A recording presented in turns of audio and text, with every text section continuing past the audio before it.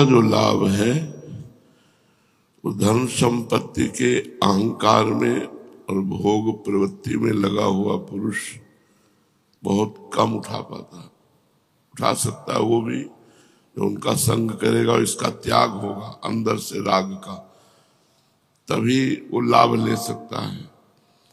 जो दैन्य है और जो केवल भगवत चरणारविंद को, भगवान नाम को अपनी संपत्ति मानता है, उस पर विशिष्ट संतों की कृपा होती है,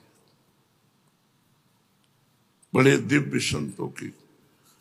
कई जगह दिव्य महापुरुषों के दर्शन हुए। दिन तो गंगा जी की धारा से 12-1 का समय होगा, जंगल ऐसे खंडहर बारंडा था, उसमें पड़े थे। देखा सामने से, पहले तो भारी सुगंध आई, मतलब ऐसी हमने कहीं सुगंध सृष्टि में देखी ही नहीं। फिर देखा गंगा की धारा से प्रकट हो रहे और हमारी तरफ आ रहे। हम जैसे जैसे वो आते जा रहे वैसे वैसे जड़ होते जा रहे। हमारा शरीर हिल नहीं सकता, बिल्कुल जड़ता भाव एकदम। ज्ञान पूरा है, चेतना पूरी है, हिल नहीं सकते। आए, हमारा सर अपनी गोद में लिया, ऐसे सहलाते हुए एक मंत्र बोले। वो अब भी जपते हैं, थोड़े समय वो अब भी जपते, क्योंकि महापुरुष का दिया हुआ, किसी लाभ से नहीं, पर भगवान ही तो उस महापुरुष के रूप में आए और उन्होंने दिया। बस केवल सर में से हाथ फैलाते रहे। कई ऐसे महापुरुषों के जो बड़े ही दिव्य, तो अपने आप आपको संतों का सानिध्य मिल जाएगा यदि अहंकार रहित और भोग, इंद्रियों के जो भोगे जाते हैं, इनका त्याग। ये 2 बातें जरूरी है। कबीरदास जी कहते हैं, चदरिया जैसी की तैसी धरि दीनी। अपनी सुधा निधि में लिखा हुआ है, धरोहर की तरह ये शरीर गंदा ना होने पाए। आप लोग बड़े भाग्यशाली हैं जो आपको वैराग्य मार्ग मिला है, कोई छोटी मोटी बात नहीं है। अब जरूरत बस 2 बातों की है, ना तो साधन का, ना संपत्ति का अहंकार ना हो, और किसी भी इंद्रिय का शास्त्र विरुद्ध भोग ना हो, तो आपके ऊपर अपने आप कृपा बरसती चली जाएगी। वैसे भगवान की कृपा अहेतुकी है, वो दीन पामर विषयी पुरुषों पर भी बरसती है, पर संतों की कृपा विशेष उन्हीं पर होती है। इसीलिए एक जगह और भागवत में लिखा हुआ है कि जो धन संपत्ति रहित दरिद्र है, उस पर महापुरुषों की विशेष कृपा होती है। इसलिए भगवान ये अहंकार नष्ट कर देते हैं। हमारा कुछ है तो जब पता लगाए अंदर, तो इष्ट गुरु के सिवा कुछ नहीं हमारे पास, भगवान के सिवा कुछ नहीं, प्रियालाल के सिवा कुछ नहीं, तब विशेष कृपा प्राप्त होती है। महत्संगस्तु दुर्लभो अगम्यो अमोघश्च। निश्चित भगवत प्राप्ति हो जाएगी। दर्शन मात्र से, श्रवण मात्र से, स्पर्श मात्र से, संकल्प मात्र से, कई तरह से महापुरुष भगवत प्राप्ति कराते हैं। दर्शन मात्र, एक बार दर्शन जैसे भगवान का हुआ, मायामल का नाश हो गया। एक बार आत्म साक्षात्कार का जो भाव लिए हुए महापुरुष हैं, एक बार उनका दर्शन हुआ, अब हमारे मायामल का नाश। अब धीरे धीरे हमारी उन्नति आध्यात्मिक शुरू हो जाएगी। 2 बातें यदि हम ध्यान रखें कि अपनी इंद्रियों को गलत भोगों में न जाने दें और किसी साधन का अहंकार न करें, तो बहुत जल्दी हम पर अव्यक्त महापुरुषों की कृपा होती है। भगवान का साक्षात्कार होने के पहले भगवत प्राप्त महापुरुषों का दर्शन होता है। मतलब कई ऐसे महापुरुष जिनका साक्षात्कार हुआ। 35-40 वर्ष पहले गुरु नानक साहब का गंगा के किनारे हुआ, श्री चंद जी का दर्शन हुआ, निम्बारकाचार्य भगवान का दर्शन हुआ, महाप्रभु ने तो दर्शन दे के ही हमें घसीटा, यहां से लेकर के जुगल घाट तक, कृष्ण कृपा धाम से लेकर जुगल घाट तक केवल महाप्रभु ही नेत्रों में छाए रहे। जब तक महापुरुषों का सानिध्य नहीं मिलता तब तक भगवत दर्शन का रास्ता नहीं मिलता, वही रास्ता देते हैं। तो हमें भोगों से रहित रहना है, जितने से प्राण पोषण हो जाए उतना भोजन, जितने में जीवन चल जाए उतनी नींद नहीं, अधिक से अधिक भगवान का नाम जप, तो विशेष विशेष महापुरुषों का सानिध्य मिलेगा जो भगवदानंद से भी बढ़कर है। कई संतों ने तो कहा हम वैकुंठ नहीं जाना चाहते क्योंकि वहां सत्संग नहीं मिलेगा। मृत्यु लोक में आपकी लीला कथा, आपकी गुण महिमा, आपका सत्संग मिलता है, लेकिन प्रभु वैकुंठ में ये नहीं मिले। तो मुझे लगता है मुझे बार बार जन्म दो और बार बार मैं आपकी चर्चा सुनूं, कहूं, नाम कीर्तन करूं, नाचूं, गाऊं, आप में ही रमण करूं। जी। सत्पुरुष दीन वत्सल होते हैं। हाँ, अर्थात जो सांसारिक संपत्ति एवं साधन से भी हीन हैं, हाँ, उन्हें भी अपनाते हैं। हाँ। ब्राह्मण, यद्यपि हम आपके शुभागमन और शुभ दर्शन से ही कृतकृत हो गए हैं, तथापि आपसे उन धर्मों के साधनों के संबंध में प्रश्न कर रहे हैं जिनको मनुष्य श्रद्धा से सुन भर भी ले तो भी इस और से भयदायक संसार से मुक्त हो जाए।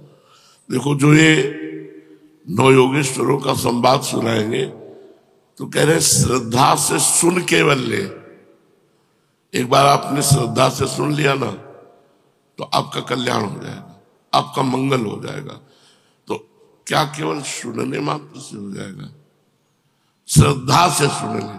श्रद्धा का मतलब होता है जो सुना वैसे उतार लिया, इसीलिए श्रद्धा शब्द है, केवल सुनना नहीं है।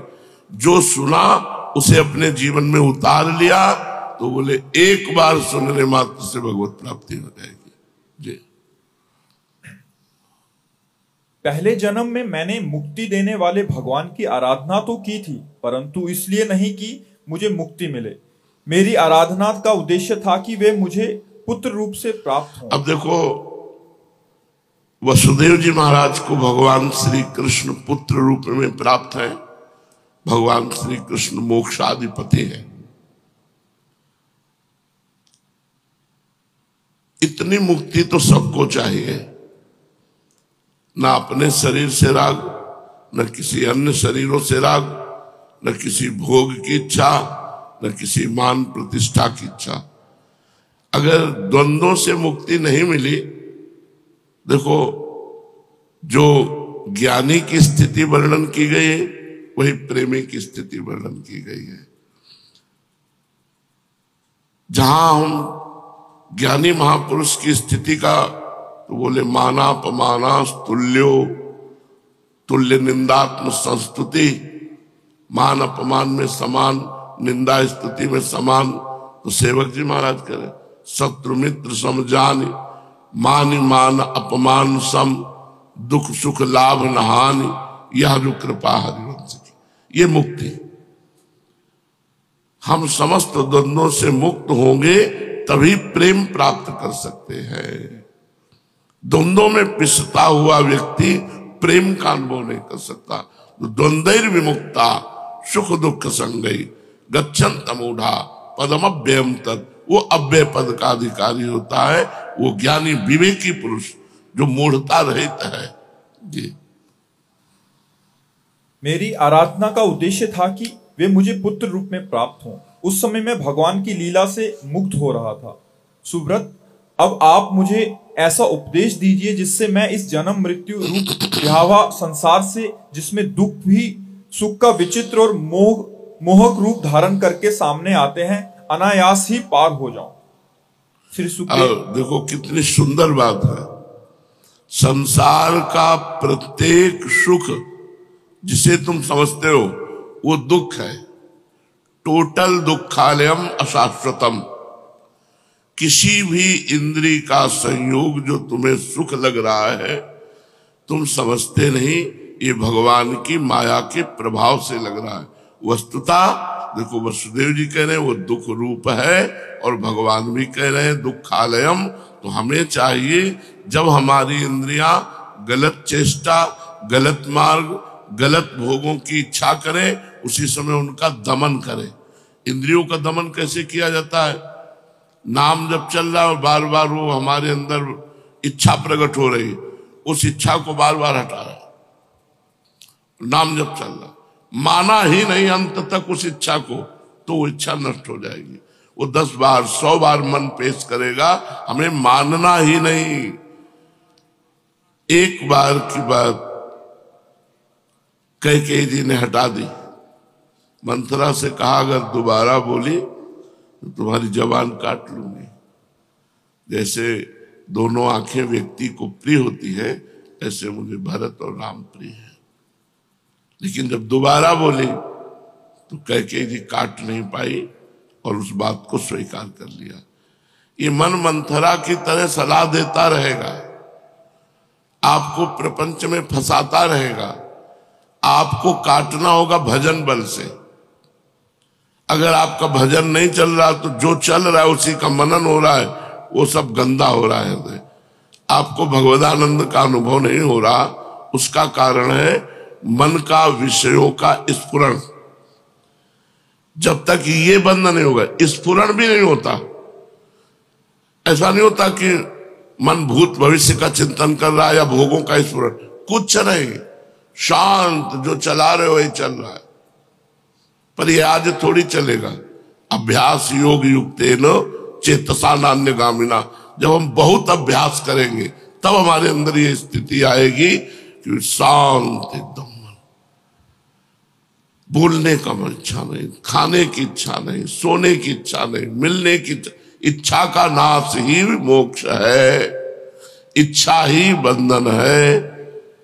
सकल कामनाहीन जे राम भगति रसलीन, जाहि न चाही कबों कछु, चाहना ही, इच्छा ही, यही बंधन है, यही भगवद विमुखता है।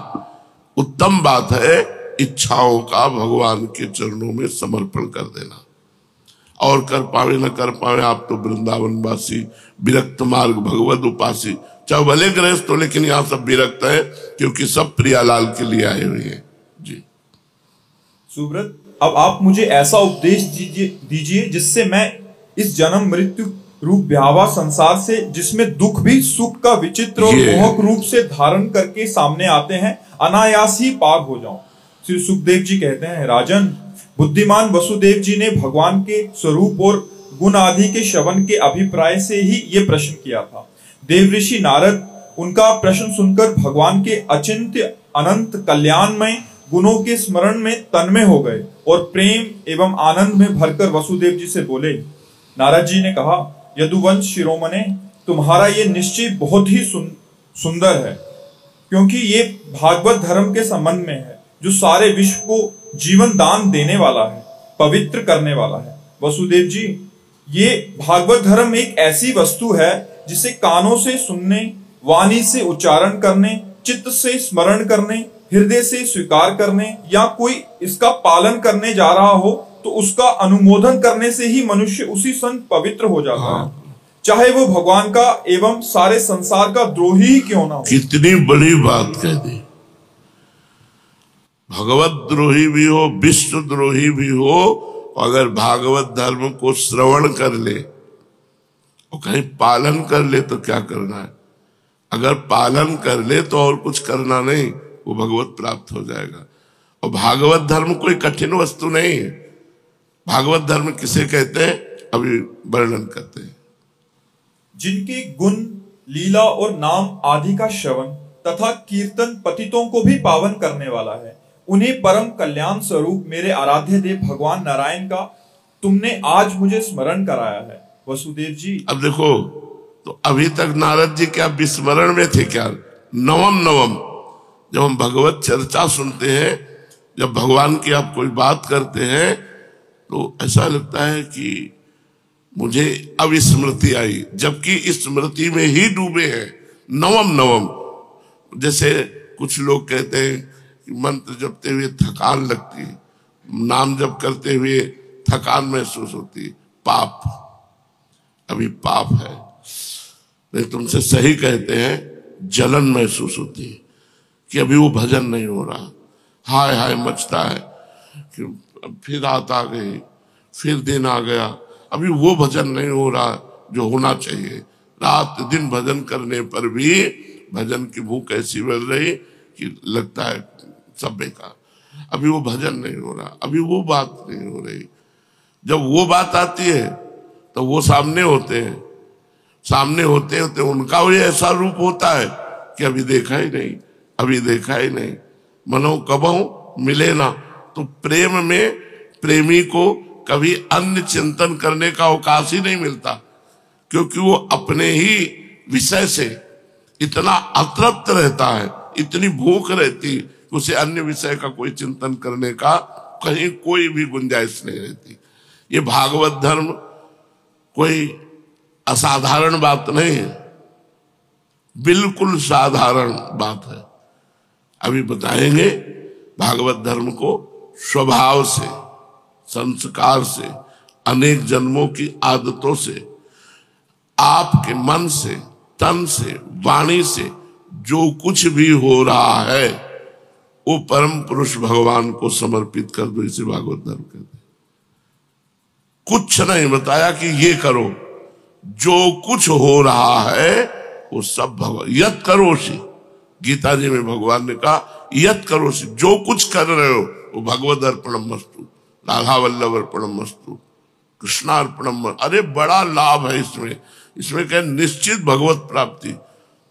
जो भी किया, घर गृहस्थी, परिवार, व्यापार, नौकरी, सब भगवद अर्पणम मस्तु। वसुदेव जी, तुमने मुझसे जो प्रश्न किया है इसके संबंध में संत पुरुष एक प्राचीन इतिहास कहा करते हैं। वह इतिहास है ऋषभदेव जी के पुत्र 9 योगेश्वरों का और महात्मा विदेह का शुभ संवाद। तुम जानते ही हो कि स्वाम्भु मनु के एक प्रसिद्ध पुत्र थे प्रियव्रत। प्रियव्रत के आग्निद्र के नाभि के पुत्र हुए हैं ऋषभदेव जी। शास्त्रों ने उन्हें भगवान वासुदेव का अंश ही कहा है। मोक्ष धर्म का उपदेश करने के लिए उन्होंने अवतार ग्रहण किया था। उनके 100 पुत्र थे और सबके सब वेदों के पारदर्शी विद्वान थे। उनमें सबसे बड़े थे राजऋषि भरत। वे भगवान नारायण के परम प्रेमी भक्त थे। उन्हीं के नाम से ये भूमिखंड, जो पहले अजनाब वर्ष कहलाता था, भारतवर्ष कहलाया। ये भारतवर्ष भी एक अलौकिक स्थान है। अलौकिक स्थान। महाभारत में हमने पढ़ा कि इसमें जन्म होना बहुत सुकृतवानों का काम। गंगा यमुना के मध्यवर्ती देश में, भारत में भी गंगा यमुना के मध्यवर्ती क्षेत्र में वास करना या जन्म लेना ये बहुत सुकृतवानों का।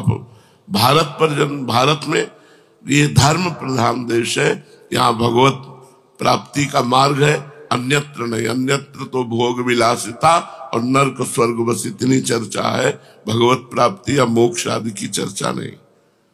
ऋषि भरत ने सारी पृथ्वी का राज्य भोग किया, परंतु अंत में इसे छोड़कर वन में चले गए। वहां उन्होंने तपस्या के द्वारा भगवान की उपासना की और 3 जन्मों में भगवान को प्राप्त हुए।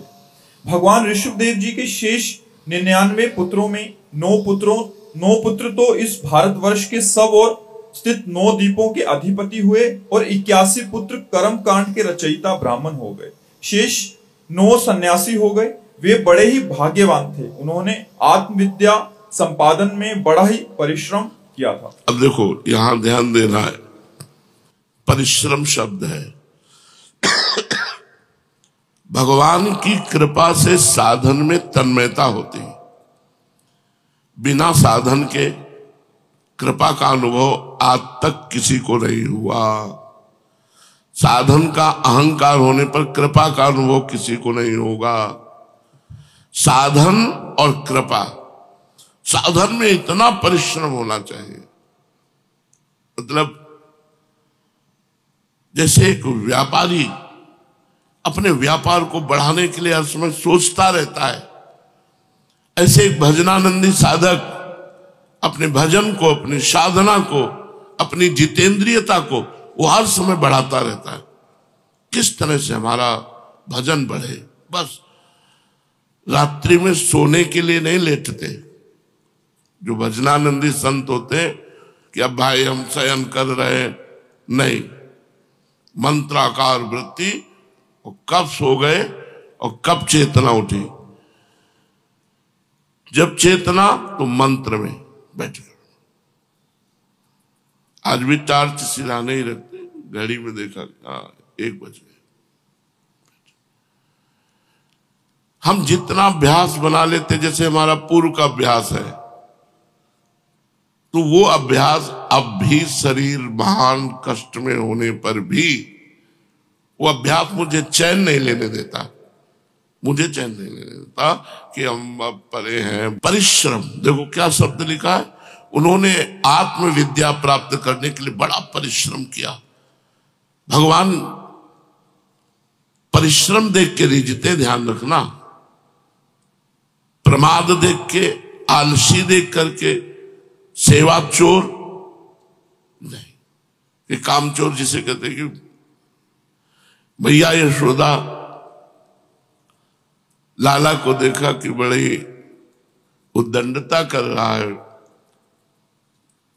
माखन खाए तो बात अलग, पूरे आंगन में फैला रहा है, और हमने डांटा तो डर भी गया है, अब डरने से कहीं भाग न जाए, तो उखल में बांधने के लिए पहले पकड़ना जरूरी है। तो दौड़ी, वहां बहुत महिमा की बात वर्णन करते हैं।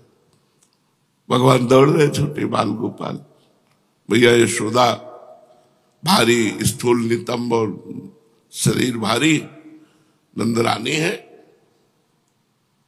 पसीना पसीना हो गया, चोटी के फूल गिर रहे, लेकिन लालन हाथ में नहीं आ रहे। धीरे से ऐसे देखा लालजू ने, मैया श्रमित हो गई।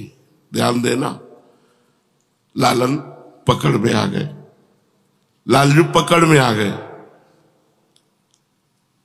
कब पकड़ में आते हैं लालजू? जब वो देख लेते हैं कि अब ये श्रमित हो गए। मतलब बहुत कठोर भजन। मुखराय में पूज्य माधव बाबा अभी विराजमान है, लकीर के फकीर, शास्त्र सिद्धांत के अनुसार बीमार हुए, इनको भेजा, जाओ कुछ सेवा। मुखराय के ब्रजवासी जो कर दे कर दे। कठोर नियमों का पालन करते हुए अपने भजन की सुरक्षा, भजन की वृद्धि और भगवत प्राप्ति के लिए।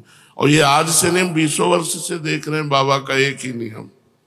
मुखराय से जो रोटी आ गई, मुखराय से जो दवा व्यवस्था हो गई, प्रणाम करो आप, तुमको बुरा लगेगा। मान, कीर्ति, ये सब जहर है जो लिखा है। महापुरुषों ने वैसा प्रयोग करके दिखाया है।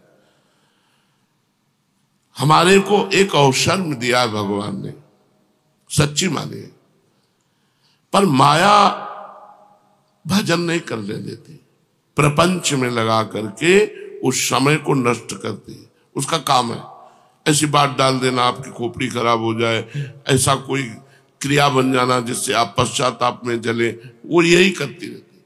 भजन कब होता है? आनंद की उमंगन आ रही, मंत्र चल रहा, नाम चल रहा है, आंसू बह रहे, भगवान की झांकी आ रही, एकांत में लोटपोट हो, ये भजन है। ये कब?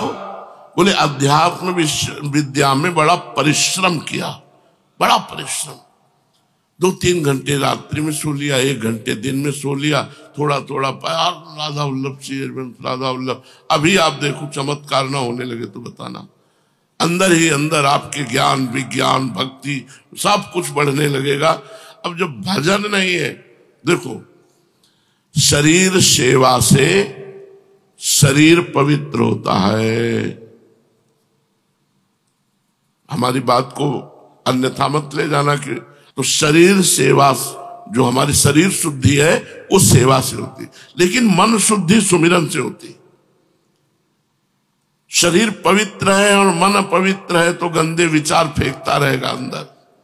मन को पवित्र करने के लिए सुमिरन अत्यंत आवश्यक है। यदि सुमिरन नहीं तो मतलब फिर बात बनी नहीं। जैसे कोई भी पंछी आकाश में उड़ेगा तो 2 पंखों से उड़ेगा, ऐसे सेवा और सुमिरन ये हमारे पंख हैं जिनके द्वारा हम भगवत प्राप्ति करते हैं। केवल सुमिरन में बैठे रहे तो शरीर निर्वाह नहीं होगा। बड़े बड़े सिद्धों को भी हमने देखा है हाथ पैर हिलाते हुए। तो हम शरीर से सेवा और मन से निरंतर भजन और भोगों का संपूर्ण त्याग, यही परिश्रम है। बोले बड़े परिश्रम से अध्यात्म विद्या प्राप्त की। तो जब तक हम आलसी, प्रमादी, भोगी, तो फिर भगवान के मार्ग के पथिक कैसे बनेंगे? हमको चाहिए बिल्कुल जान की बाजी लगा दे। जीवित मर जाए उलट आप में समाए, यह दिलगिरी है। जिंदा मर जाना, जैसे मरे हुए पुरुष में इच्छा नहीं होती, ऐसे जीवित हमारे अंदर कोई इच्छा नहीं, एकमात्र भगवान के भजन की इच्छा। हम आपसे हृदय की बात कहते हैं कि भगवान के मिलन की चाह से भी बढ़कर बात है भगवान के निरंतर भजन की चाह। महापुरुषों से जो पकड़ा गया, भगवान से भी प्रिय बात है भगवान का नाम प्रिय लगना, और भगवान के मिलन से भी बढ़कर बात है भगवान का निरंतर भजन की चाह होना। भजन, ये हम महापुरुषों की बातें बता रहे हैं। अपने को लगता है यार भगवत प्राप्ति हो जाए, झंझट खत्म हो जाए, काम करो तो लोग मोह मन। भगवत प्राप्ति अक्रूर जी को हुई, उसे मंतक मणि लेकर के चले गए काशी, भगवान से दूर। खास भगवत प्राप्ति तो है ही है, लेकिन अगर भजन नहीं है तो भगवत प्राप्ति का रंग नहीं आएगा। जिसको भगवत प्राप्ति हुई भजनानंदी और भजन में डूबा, भगवान की दिव्य लीला है, और भजन में डूबा भावदेह से भगवान की दिव्य लीलाओं में, और भजन में डूबा प्रिया प्रीतम उनके अधीन हो गए। जैसा वो चाह रहे वैसे प्रिया प्रीतम खेल रहे। तो परिश्रम शब्द आया है कि उन्होंने अध्यात्म विद्या के लिए बड़ा परिश्रम किया। आप इस सुबह से उठकर शौच, स्नान आदि क्रिया, ये सब भजन है, क्योंकि हम प्रभु के लिए कर रहे हैं। तो हमें चाहिए आलस्य और प्रमाद छू न जाए, और खान पान से थोड़ा उदासीन रहे। भजन सरस, भोजन जिसका नीरस, पक्की बात समझ लो। और जिसका भोजन सरस उसका भजन नीरस। परिश्रम शब्द है, अगर आप साधना में परिश्रम नहीं करेंगे तो प्रमाद स्थिति आपके अंदर रहेगी, शरणागत स्थिति नहीं। ध्यान रखना, एक शरणागति के बहाने प्रमाद को पुष्ट करते रहते हैं। काहू के बल भजन को, काहू के आचार, व्यास भरोसे कुंवर के, सोवत पांव पसार। ये दोहा किस कोटि का भरोसा है वह अभी नहीं। संपूर्ण रागों का त्याग होकर लाडली के चरणों के ठसक, यही तो भजन है हर समय, हर समय। तो हमें प्रमाद स्थिति नहीं धारण करनी, हमें परिश्रम करना, पसीना चुहाना है भजन में। डट कर बार बार मन हटता है, बार बार नाम जप कर हृदय जलता है, हम उसे सहेंगे। काम क्रोध जला रहे हम उसे सहेंगे, हम भूख प्यास सहेंगे, हम रात में जगेंगे, डट के भजन करेंगे, और इसी जन्म में प्रियालाल को प्राप्त होंगे। जी।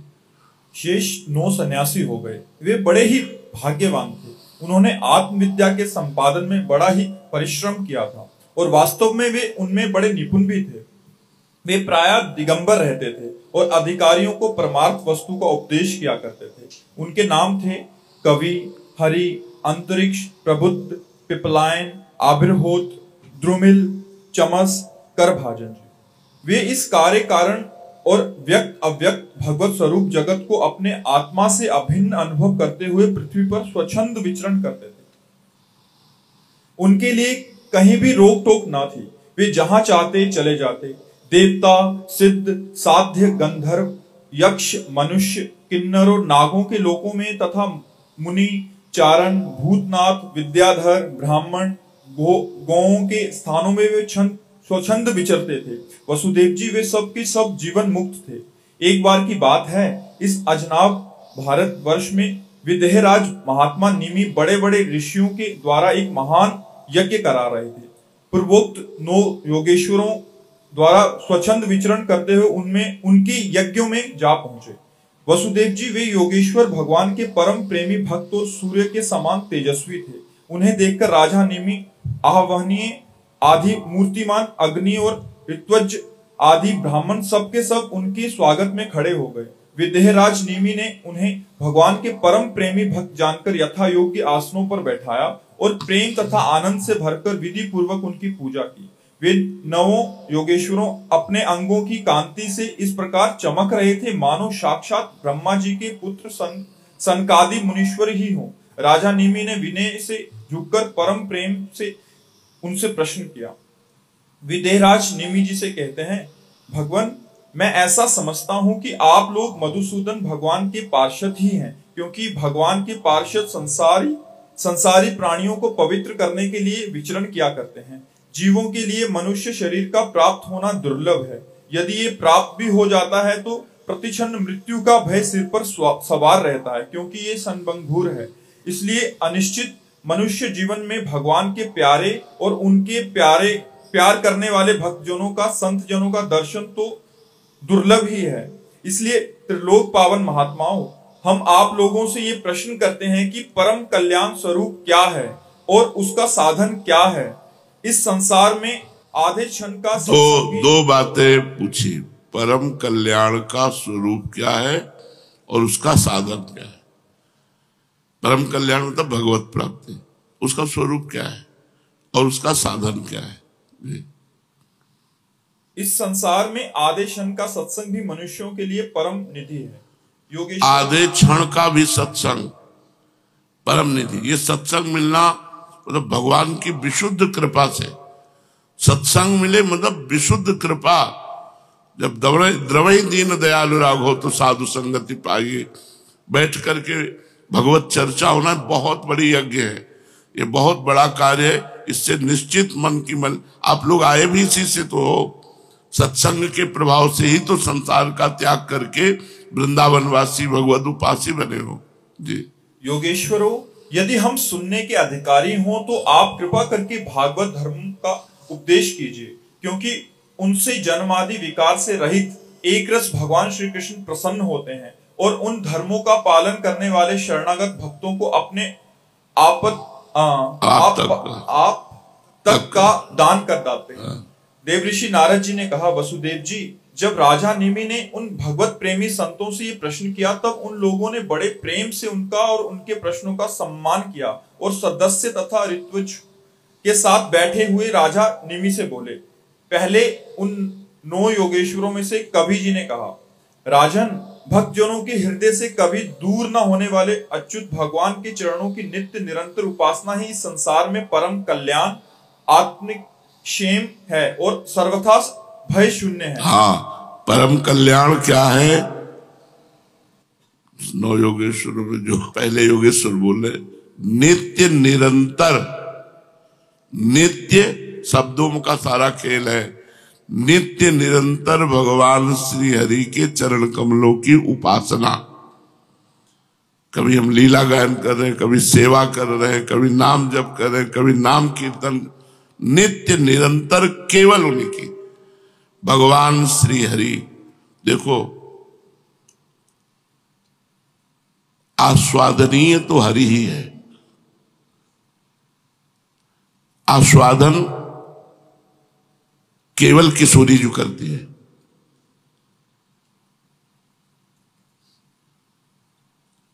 आस्वादन केवल किशोरी जो करते हैं श्री कृष्ण का, दूसरे की सामर्थ्य नहीं। अगर कोई आस्वादन कर पाया तो किशोरी जी की कृपा से श्री कृष्ण का आस्वादन कर पाया।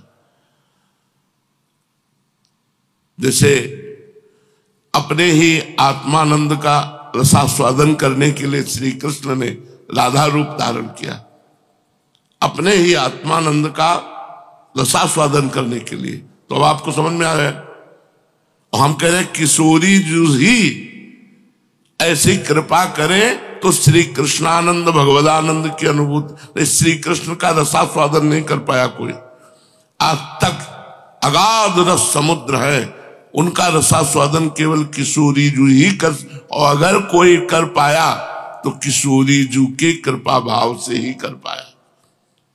ये पाद पद्म नख चंद्रमणि छटाया विस्फुरितम किमपि गोपवधू स्वदर्शी पूर्णानुराग रस सागर सार मूर्ति साराधिका मई कदापि कृपाम करोति।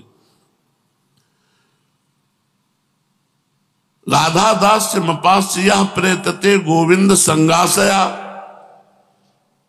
सोयम पूर्ण सुधारुचे परिचयम राकाम विना कांक्षते। अगर राधा चरणों का दास्य नहीं है, श्री जी के चरणों की उपासना नहीं है, तो गोविंद का सम्यक रूप से रसास्वादन नहीं किया जा सकता। जैसे पूर्ण चंद्र का दर्शन पूर्णिमा के बिना नहीं हो सकता, ऐसे किशोरी जी के बिना परमात्मा तत्व का अनुभव नहीं हो सकता। जो हमारे परमात्मा है रसघन मोहन मूर्ति।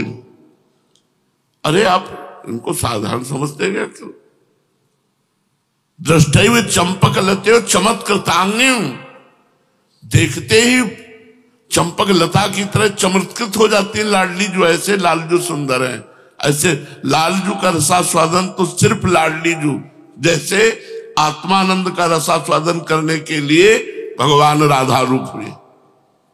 प्रभु ही तो राधा रूप हुए, प्रभु के हृदय का आह्लादी तो राधा है। तो हम लोगों को तो बहुत बढ़िया मार्ग मिल गया।